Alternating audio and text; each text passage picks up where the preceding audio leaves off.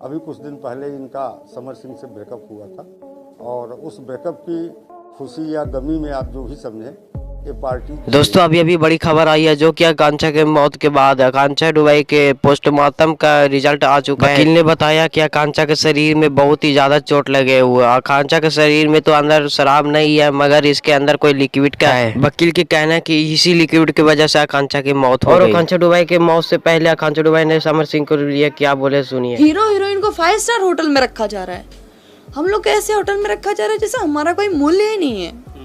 मुझे यूज किया गया, पैसे भी नहीं दिए। 10,000 में कोई हीरोइन काम करेगी आपके पास? कौन काम करेगी? एक तो बात करने की तमीज नहीं है कि कैसी है रे तू, तेरे बारे में जो जैसा बोलते हैं तू वैसी है क्या, तू देखना तू ऐसी। अरे ये कोई बात होती है करने की? और मुझे बोला जाता है कि आप कोरस वाले के साथ डांस करो। मैं पागल हूँ, मैं कोरस वाले के साथ डांस करूंगी? ना मुझे पोस्टर भेजे, ना मेरा पोस्टर में फोटो है, ना मेरा कहीं कैप्शन में नाम है, तो मैं क्या बोलूंगी? आपने तो एक पैसे भी नहीं दिए। 10,000 में कोई हीरोइन काम करेगी आपके पास?